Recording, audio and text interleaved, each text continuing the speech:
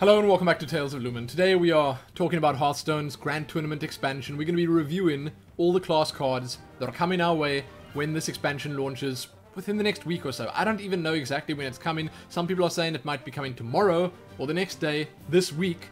Most people are saying next week, 23rd or 24th of August I think it was.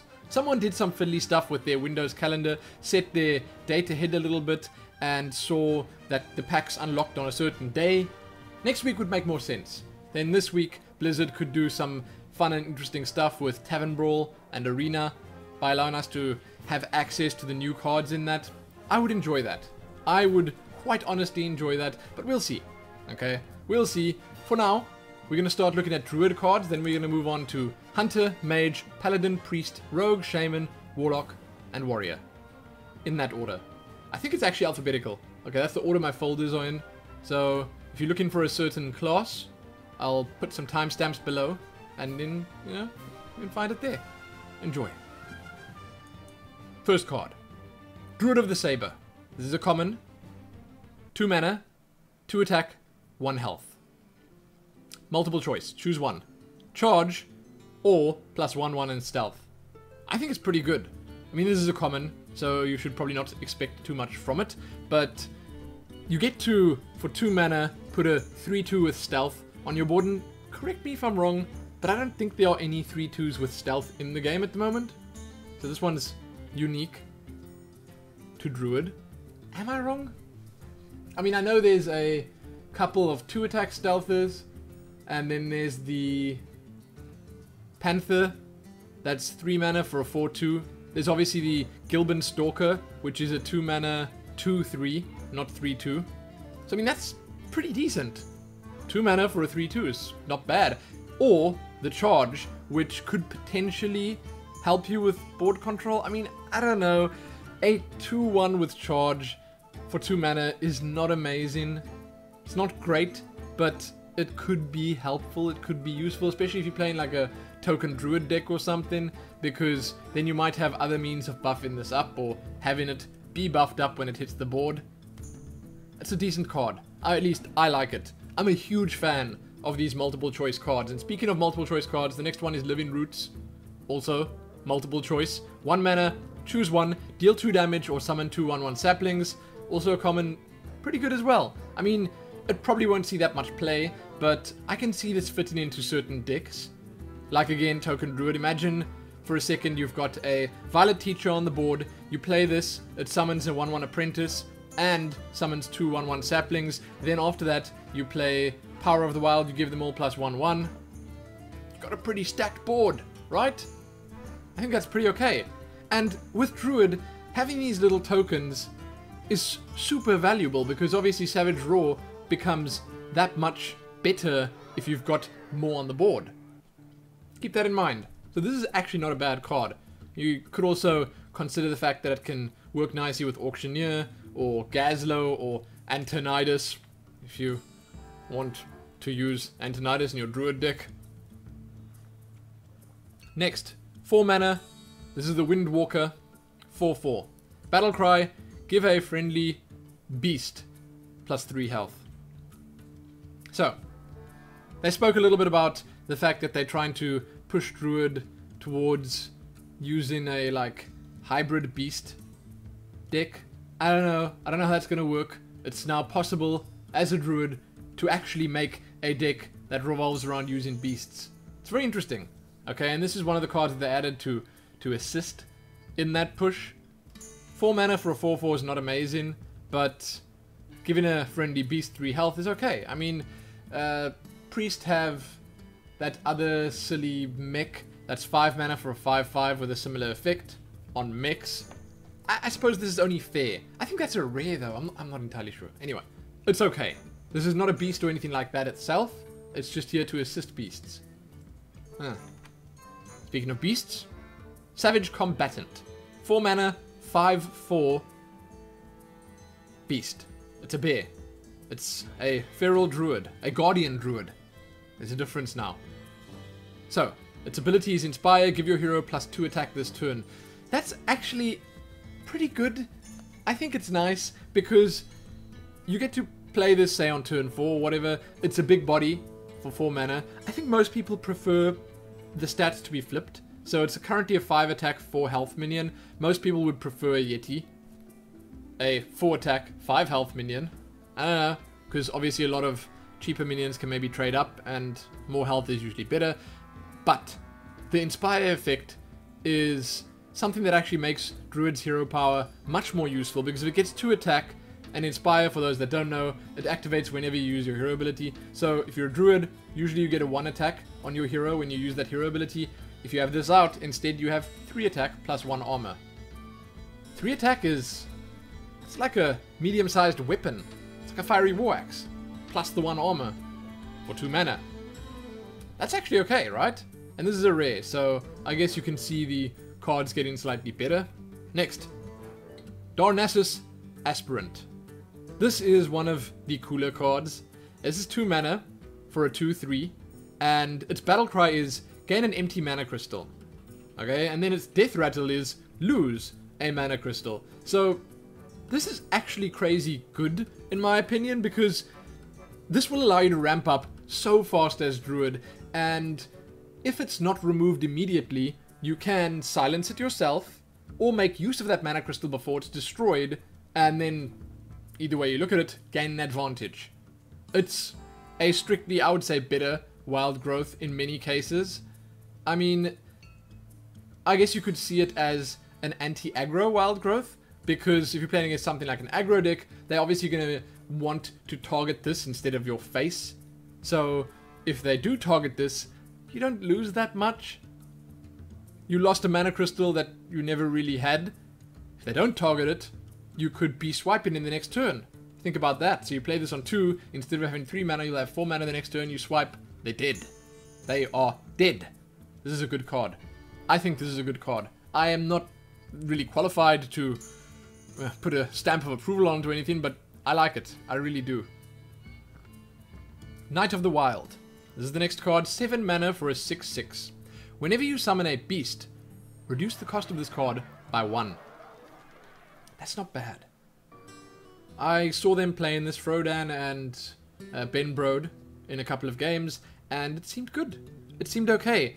I obviously, you know, assume it won't be much good if you're not playing a beast deck, but it can get pretty cheap. It can get really cheap, actually. And you must consider that Druids actually already have a lot of beasts. I mean, the bear we just spoke about, the Savage Combatant, that's a beast. The one where you have a choice between 4/6, Druid of the Claw, and 4/4 with charge, that's a beast. There are obviously a bunch of beasts that Druid can potentially use, and this one will synergize nicely with that. Overall, it's interesting, but it's not like groundbreakingly amazing. Next up, the first epic, Mulch. 3 mana, destroy a minion, add a random minion to your opponent's hand. I do not know if I would ever use this myself. I would be way too nervous. Like, you're not going to see what minion you add into your opponent's hand. You're going to see that card going into his hand, you're going to be like, oh crap. That could be a... I want to say Deathwing, but, you know, in this case, Deathwing's not so scary anymore. It'll be like, oh, that could be a Varian Rin.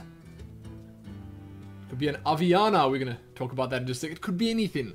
Could literally be anything. You could be destroying, say, for instance, a Sludge Belcher and putting another Sludge Belcher in his hand. I don't know. It's kind of exactly what Druid does, this thing. I mean, there's Recycle as well, and this is the kind of removal they have. No straight up hard removal, like Assassinate. None of that. They have this. It's interesting. I would probably not use it, but it's interesting. Next. Epic. Astral Communion. 4 mana, gain 10 mana crystals. Discard your hand. What? This can be so good, but it can also be so bad. So on turn 3, potentially, you could coin, play this. Well, even earlier, maybe if you play Wild Growth or something. Coin, play this, discard your entire hand, but have all the mana in the world. 10 mana crystals. So on your next turn, if you go and draw into your legendary or something huge, okay, then you can just play it immediately. So on turn 5, you could potentially have 10 mana crystals. You could even innovate this out on turn 1. right? Double innovate, bam, Astral Communion. 10 mana, turn 2. Then you just gotta hope you draw into something. You could run a deck with like Ancients of Law, Nourish, stuff like that that just allows you to draw. Maybe even the Keeper of the Grove, that Dryad that allows both people to draw. Something like Cold Light Oracle, which allows both to draw. I don't know. I don't know where this would work. I just don't understand it entirely. But it is, again, very interesting, and it gives you a lot of mana crystals. There you go. The final Druid card. This is the legendary, and it's Aviana. I think that Aviana hangs out in Mount Hyjal in World of Warcraft. Regardless, 9 mana for a 5/5. Her ability is your minions cost 1. 1. A single mana for any minion. That's really good. That's... wow. That's quite good. Now, she does cost 9, which means on turn 10, for instance, if you play her, you can only play 1 minion, but we Druids, right? We Druids. You could potentially play her on turn 9, then innovate 2 minions out, and they could be massive minions. I mean, think about innovating a Ancient of Law and Ancient of War out. Bam, 5/10 taunt, bam, 5/5 on the board, cards in your hand. It's ridiculous.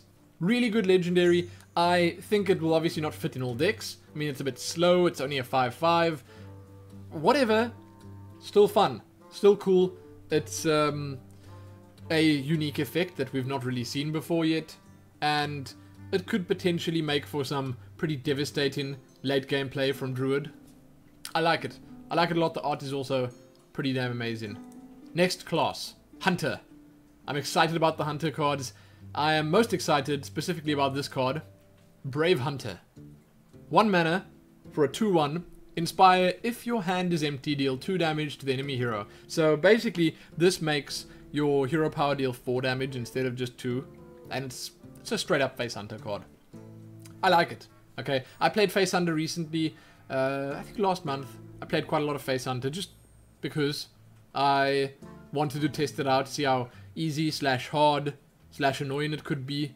And, it was okay. I think that Face Hunter is going to be much more interesting when the new expansion hits, obviously, because there's going to be more tools that you can use. And this is one of them. I like it. The art on this card is also pretty much my favorite of the entire expansion. I just love that picture. I love it. It's a reference to the movie Brave, I'm assuming. I mean, it's a redhead with a bow and arrow. It's got Brave in the name. I don't know. I love this card. Absolutely love this card. Now, in Face Hunter, this will obviously clash a little bit with some of the cards that you have already, like Quick Shot. But in my opinion, you got a Quick Shot and this in your hand. You play the Quick Shot for 3 damage. You play this, your hero ability, done. You don't care about the extra card from Quick Shot. You rather go for the 4 damage from the hero ability, put the 2 on the board. It's nice. It's real cool. I love this card. I really do. Next, Bear Trap. And again, the art. On that, if I had to play those, I'd get them golden. Bear Trap. So it's a new secret. 2 mana, obviously, because that's what Hunter secrets cost. After your hero is attacked, summon a 3/3 bear with Taunt. That's the Grizzly Bear, and it's the same one that's currently in the game, a vanilla card. But this is very interesting. So, after your hero is attacked, it summons the 3/3 with Taunt. So the 3/3 with Taunt is not going to get in the way of whatever attacks your hero. And that 3/3 with Taunt is a beast. Quite good. I would say it's quite good. I mean, you actually paying, in essence, 2 mana for a 3/3 with Taunt. Now, there's obviously risk involved because, you know, maybe your hero won't be attacked and instead your minions will be attacked. Maybe someone steals your secret. Whatever, there are factors to take into account. But overall, I say this is a pretty good secret. I like it. I do like it. And it could fit in certain decks, especially because the bear with Taunt is a beast. And it has Taunt. Anti-aggro. I think they're trying to work Hunter away from the Face Hunter style. Even the mid-range / Face Hunter style is pretty aggressive. They're trying to make Hunters, or control Hunters, much more viable, and that's a step in that direction. Speaking of, King's Elec. 2 mana for a 3/2. Battlecry, reveal a minion in each deck. If yours costs more, draw it. That's kind of great for a control-y Hunter, right? So you can have more expensive... I mean, it won't be good if you have Brave Hunter in your deck. That's a 1 mana card. You reveal that, you're not going to win a joust. And this is the joust mechanic, by the way. So it brings the 2 cards up, shows them to you. It highlights the one that's got the higher mana cost. And if yours is that one, you draw a card. If the other guy has the higher cost one, then nothing happens. You still get a 3/2 for 2, which is good. And it's a beast. Bab. I like it. This is a good card. I like this card. Don't know. I don't know what kind of deck it would fit in, but I like it. Ram Wrangler. Rare. 5 mana.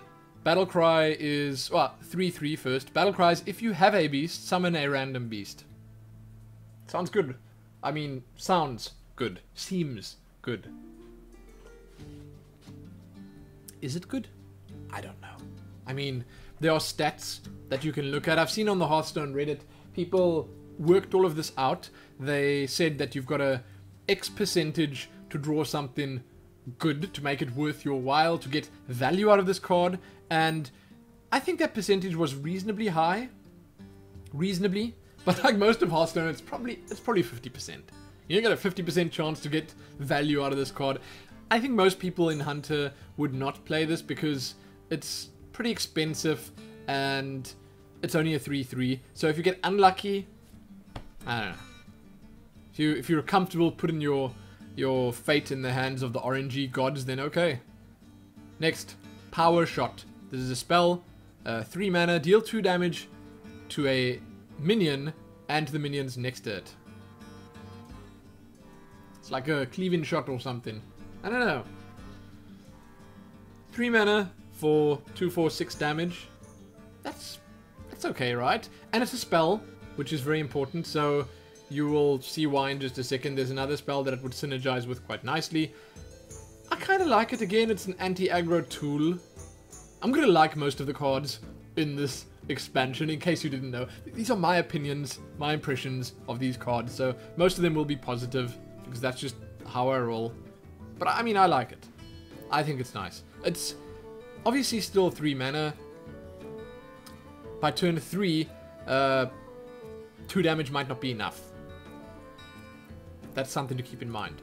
Next, Ball of Spiders, 6 mana, summon 3 1/1 web spinners. No. I don't know, I thought about this card quite a lot, and I just can't see it being really good. 6 mana for 3 1/1s. What? And again, that's like so much RNG. You might get 3 King Crushers. Sure. You might get 3 legendaries of whatever shape, size, or value. Cool. Great. Fine. But like 3 1/1s on turn 6? I don't know. I think it could fit in a certain deck. Okay, in a certain deck type, fine. And again, they build in towards this whole Control Hunter thing with cards like this, with cards like the next one that I'm going to show you, which is called Lock and Load. 2 mana. Each time you cast a spell this turn, add a random Hunter card to your hand. That's pretty damn good. This is a really, really fun looking card to use because you make like a control-y / spell hunter type thing, then you just save up a couple of spells in your hand, maybe even secrets, doesn't matter. Okay, and then you cast this, you cast at least 1 or 2 spells, then it's already worth your while. It's also got a super cool animation, by the way, but I think this could be really fun to use. I don't know if it's really good. There's a difference, obviously. So, Hunter cards. You could get so lucky by going Lock and Load, Arcane Shot, Arcane Shot, Arcane Shot, Arcane Shot, win. You know, whatever. You could get that lucky. You could Lock and Load, cast 1 spell, get a, let's think, Houndmaster. Just a random example. You have no beasts on the board, Houndmaster sits in your hand, Lock and Load wasted. Fine. It could go either way, but I still think it's an interesting card and it could be put to good use. Next, Stable Master, and that was epic. Stable Master, 3 mana for a 4/2. Battle Cry, give a friendly beast immune this turn. I don't know. I think it's okay. It's okay. This is a, hey hunters, you can also trade with your minions. You know that, right? This is that kind of card. Because it's only this turn, so obviously you keep this in your hand. It's a 3 mana 4/2. It's going to die pretty quickly once it hits the board. But you keep it in your hand till you have something to trade up to. Okay, so for instance, you can use it on the King's Elect that you played on turn 2, on turn 3, and then that King's Elect can kill the piloted shredder that the Druid just innovated out. Whatever, fine. Or it's just an example. It can be used. It can be okay. I don't think it's bad. Now, it's a stable master. It's not a beast. Okay? It's not the little horsey in the picture. It's the lady. That's worth noting. Next, the legendaries. There are 2. Hunters are getting 2 legendaries in this expansion. Everyone's kind of unhappy about that. But, I mean, after they saw the legendaries themselves, they were kind of okay with it. I personally like them. I like the one a lot more than the other. So, first up we have Dreadscale. He's 3 mana, he's a beast, for a 4-2. At the end of your turn, deal 1 damage to all other minions. It's like a mini Geddon. It's like a mini Geddon. Beast, 4-2, 3 mana. End of aggro. Ain't no aggro gonna touch Hunter if they put this in their deck. Control Hunter, all the way. I love this card. I absolutely love this card. Now, Dreadscale would not be without Acid Maw. Acid Maw and Dreadscale are like this. Okay, they are tooth in tooth together. They come as a pair, and that's why both legendaries were added. Acid Maw is a 7 mana 4-2. Whenever another minion takes damage, destroy it. That's good and bad at the same time. So these two synergize, right? What happens is you can play Dreadscale, then you play Acid Maw, then at the end of your turn it'll deal 1 damage to all other minions and they'll all be destroyed. Now, correct me if I'm wrong, but Acid Maw does dodge it, as does Dreadscale. So they'll both stay alive on the board and they'll just be wreaking havoc. So Dreadscale, he doesn't deal 1 damage to himself, thus does not get destroyed. Acid Maw can't destroy himself, thus does not get destroyed. So he'll take 1 damage, after 2 turns he'll be dead, but, you know, he will have killed everything else on the board. Now that's a 10 mana combo right there, but it's still a pretty fun combo and you don't need to play them together, obviously. You could still make use of Acid Maw, because it's like a poison type effect, by just damaging things and they'll die. You could make use of Dreadscale, you can use it to stop aggro decks in their tracks. It's pretty good. Okay, it's pretty good. I like those 2 legendaries quite a lot. Next up, Mage. First card is a common called Spell Slinger. 3 mana for a 3-4. Battlecry and add a random spell to each player's hand. I don't like it.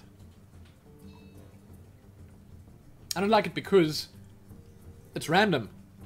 I love RNG in certain situations, but not a situation like this. You could be giving your opponent Flame Strike and you Ice Lance. Whatever. It can be so imbalanced either way. And 3 mana for the 3-4, that's okay. That's fine. I don't like the card very much. I actually don't like most of the Mage cards. Some of them are really good, but most are not. Speaking of, Flame Lance! 5 mana common, deal 8 damage to a minion. Yeah. That's a card. I do not know who would ever use this, or why that person would use this, but I would just rather use a Fireball. 4 mana for 6 damage is better, because you can actually use it wherever you want. This is 8 damage to a minion. Whatever. Okay, that is what it is, okay? Next card. Dalaran Aspirant. 4 mana for a 3-5. Inspire. Gain 1 spell damage. So this is in the 4 mana 3-5 pool of cards. There are lots of them. Okay, there are so many of those cards out there. Each of them has a different effect.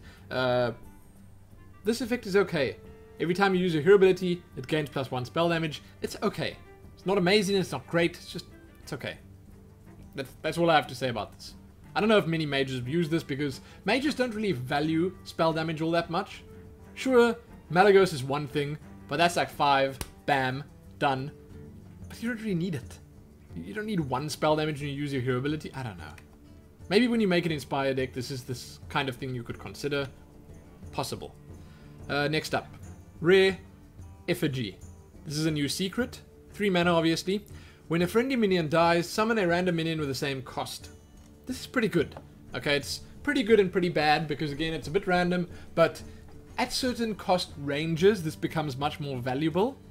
Okay, and at the same time, you can abuse battle cries with this. So say, for instance, you play a heal bot, it costs 5 mana for a 3/3, it heals you up for 8, then that could be destroyed, and it could summon a Sludge Belcher. That's instant value right there. Okay, you get the Battle Cries effect, you lose your 3/3, but you get something much more valuable in return. It's a nice secret, it's an interesting secret. Certain minions, when they die, will always give you certain other minions back. I think something like Molten Giant, for instance, is a big deal, because when a Molten Giant dies, we'll always give you a Molten Giant back. There's only one card in the game that costs 20 mana. Same thing goes for... Is it Mountain Giant? That's 10 mana with Deathwing and... Or 12... What? Oh, I'm trying to think. One of them is 12 mana. I don't know. But with the Giants and stuff, you can mess around with this quite nicely. It can be very valuable. Interesting secret. Mages love secrets, so there's another one. Next. Rare. Fallen Hero. 2 mana for 3/2. Your hero power deals 1 extra damage. I like it. I saw this being used in some of the preview games that they played, and it seemed like a lot of fun. It did. So your hero power, when you play this, does 2. You play another one, it does 3. And it synergizes nicely with a lot of the Inspire cards in this card set. And I feel I need to obviously mention that a lot of these cards will not look that great until you've seen the rest of them. As in all the neutrals and neutral legendaries and stuff like that. So sort of keep that in mind as we're going through here. Some of them might not look that good at first glance, but if you just think about it a little bit and consider the other cards that we're going to look at in the future, then they might be better. But I like this one specifically, and it synergizes nicely with one that we're going to look at in just a moment. You'll see. Next, Polymorph Boar. This is great. I love this card. 3 mana, spell, transform a minion into a 4/2 boar with charge. Transform a minion into Huffer. That's essentially what this is. And I think it's really cool. One of my favorite cards. It's really cool because you can use this on your own minions. You can get a 4/2 with charge. It is essentially, well, in some ways, better than Animal Companion in some ways, because you get to choose when you want Huffer. I mean, sure, hunters always get Huffer anyway, but, as a mage, you might not always get Huffer, so there you go. You can use it on your opponent's minions or your own. The fact that you can use it on your opponent's minions is pretty interesting, because, say for instance, you have this Fallen Hero out, your hero ability does 2 damage, you can turn their minion into a boar and then just ping it dead. It's okay. It's good. I like this card. I love the fact that it's got charge. I love the fact that you can use it on your own minion. So you could, for instance, attack with a minion, do some damage to his face, then Polymorph Boar, attack again, do more damage. Fireball is dead. Done. Next, Epic. Koldara Drake. 6 mana. You can use your hero ability any number of times while it's out. For 6, so it's 6 mana, 6/6. You can use your hero ability infinite times. Infinite times. Obviously, depends on how much mana you have. But this synergizes incredibly nicely with a neutral card called Maiden of the Lake, I think it is. Or is it Lady of the Lake or Maiden of the Lake? Makes your hero power cost 1. So if you have 2 of those out... No, then it's still just 1. I'm going to look at it quickly. Hold on. It's right here. It's somewhere around here. I have to look at it. Okay, it's important. It's called Maiden of the Lake. Your hero power now costs 1. So obviously, just having 1 of those is all you need. You don't need 2, because they both just say your hero power costs 1. So then you could potentially use your hero power 10 times in a turn. And if you have a one of these Fallen Heroes out, then it's just that much more effective. I like it. It's 6 mana for a 6/6. It's very late game, and at that point, I suppose you're not going to be using your hero power all that much. But again, it synergizes very nicely with some of the other Inspire cards out there. There are a couple of legendaries of the neutral ones that would make this incredibly good. Again, these are the kind of things we saw, the combos we saw in the show matches that they played at the Grand Tournament reveal. Very cool card. I love the fact that all this Inspire stuff is gonna, well, potentially shake the game up as much as it is. Next up, Arcane Blast. Epic. 1 mana, deal 2 damage to a minion. This spell gets double bonus from spell damage. So if you have 1 spell damage, this spell gets 2 spell damage. If you have 2, the spell gets 4. That's pretty sick. So if you have 2, this will do 6 damage for 1 mana. Again, 1 mana card synergizes nicely with something like Antonidas. Obviously, it's great with Auctioneer. I said before, Gazlo. Any situation where you'd want to cast something cheap. This is your card. I mean, it's only to a minion, so you're not going to be able to burn their face off with your Arcane Blast, but it's still pretty cool. Now, the Mage Legendary Ronin. 8 mana for a 7/7. Death Rattle, add 3 copies of Arcane Missiles to your hand. Again, playing straight into that whole synergy thing with cheaper spells, giving you more expensive spells, spell power doing much more. If you have Malagos out, for instance, imagine those Arcane Missiles. Your opponent will be dead. Straight up. 3 Arcane Missiles with Malagos out. Infinite possibilities. Okay? And it's worth noting that 3 Arcane Missiles would be equal to pretty much Avenging Wrath. That's what you're looking at here for 3 mana. It's good. And again, spell power affects it greatly. It works nicely with anything that needs you to play spells like Flame Waker, Auctioneer, anything else, Antonidas, whatever. This is a good legendary. It's pretty good. Some of the other class ones are not that great. This one is straight up good. Next, Paladin. First card. Warhorse Trainer. 3 mana for a common. Your Silverhand recruits have +1 attack. It's a 2/4. So firstly, 3 mana, 2/4. That's okay. That's the same as Imp Gang Boss for Warlock. And various other cards, obviously. But Silverhand recruits having +1 attack is a pretty big deal, considering this is an instant effect. So you could potentially coin out Muster for battle on turn 2, play this on turn 3, and you could have 3 2/1s on the board. That's 6 damage, either to face or to minions. I like it. I like it a lot. I think it could work. And it's again just a common, you know, it's like everyone will have this. It's pretty cool. And every time you summon a Silverhand recruit, they are just that much better. This will be a high priority target. Next, Seal of Champions. I'm a big fan of this card. 3 mana. Give a minion +3 attack and Divine Shield. This is going to work so nicely with a couple of the other neutrals out there. Like, again, it's so difficult to talk about these cards when I haven't spoken about the neutrals yet. It's a little weird. I think I might have done it in the wrong order. Maybe I'll release the neutral video first, actually. Maybe I'll do that. And then you guys will get a better idea of the class cards. You'll understand them better in case you didn't know what all neutrals are. I'll think about doing that. Doing it kind of in the wrong order this way because I'm recording this first, but whatever. Doesn't matter. Seal of Champions, big fan. Again, it's just really nice in most Paladin decks just because Divine Shield is great. There are a couple of minions that were added that benefit from being buffed, and I don't know, it's also even good in like face Paladin, in an aggro Paladin, because it makes your minion that much more difficult to kill, and it gives you +3 attack. Now, sure, it costs 3 mana, but that's actually a slot that Paladins have fewer cards in. Not that many, at least. Well, aggro Paladin, I guess, not all Paladins, but it's a nice card. I like it. I like it. Murloc Knight. 4 mana for a 3/4. Inspire. Summon a random Murloc. So this is a Murloc.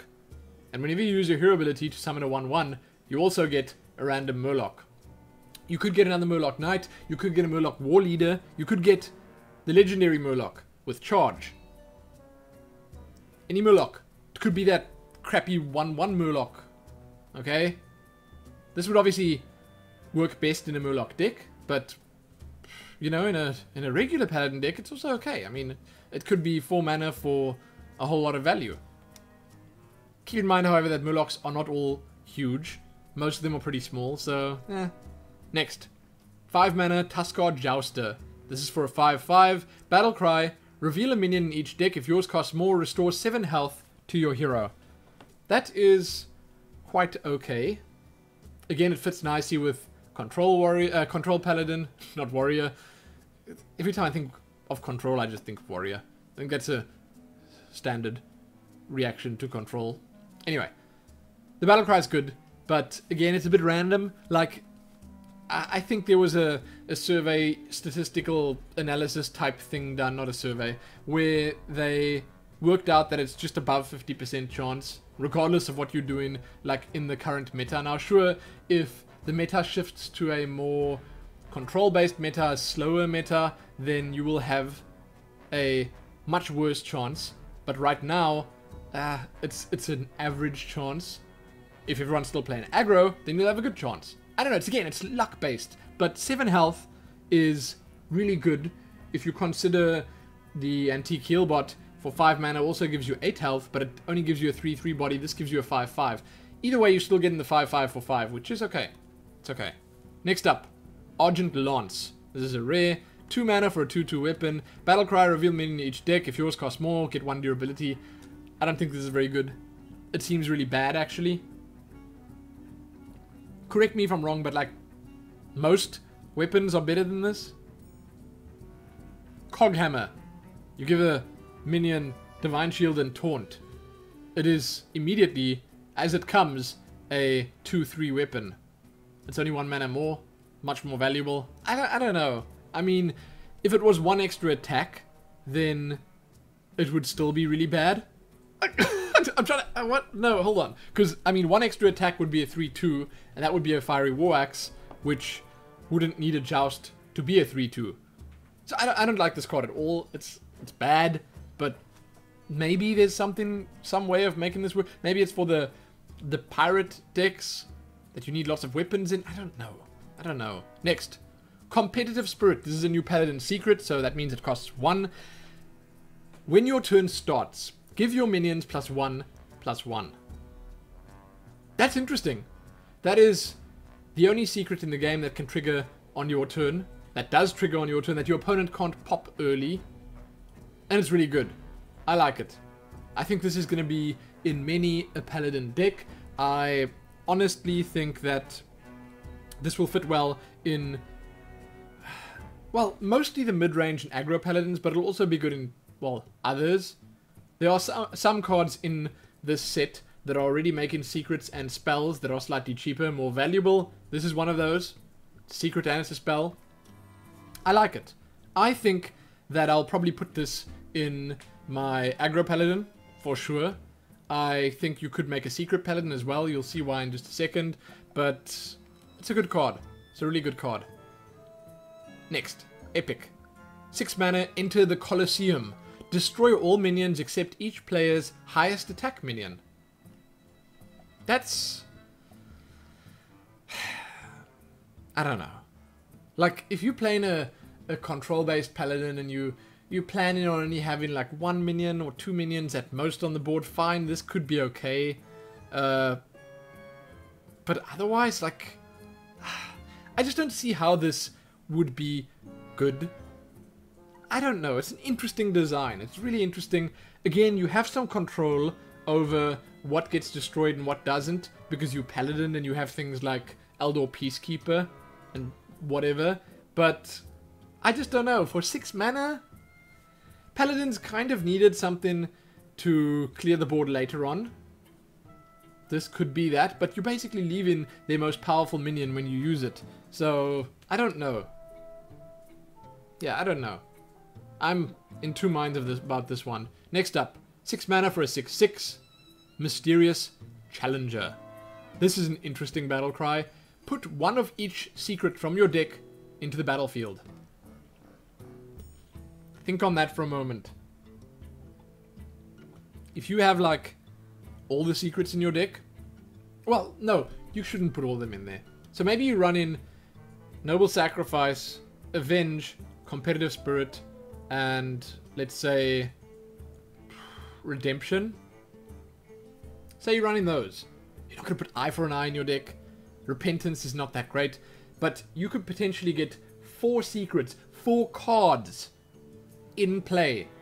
That's 10 mana's worth of value plus the 4 cards. 4 cards. Think about drawing 4 cards. Think about this. You play this guy, draw 4 cards, play them all. It's pretty good. Sure, they're 1 mana cards, they're really cheap, but still, it's 4 cards. Fine, you could potentially only be running 2, but that's also still just, that's 2 cards. It's pretty okay, right? So hey, Secret Paladin. Secret Paladin. Next up, the Paladin Legendary. Edric the Pure. 7 mana for a 3/7 battle cry. Change all enemy minions attack to 1. Mass Humility. Super Aldor Peacekeeper. It's okay. I think it's pretty good actually. I mean, this is gonna find a home in any and all control paladin deck. It's good like that. I mean, all enemy minions attack to 1. That obviously makes certain things more useful, like Stampeding Kodo. So if you run in this plus 2 Aldor Peacekeepers, you could even potentially consider running a Stampeding Kodo. I don't know. I like it. I mean, it's a 3/7, which is a nice big body, but 7 mana... it's a bit expensive, of course, but it is a legendary and it does pretty much, well, nullify everything your opponent has. It again depends very much on the type of deck you're playing against. The usefulness of it depends on that. It's okay.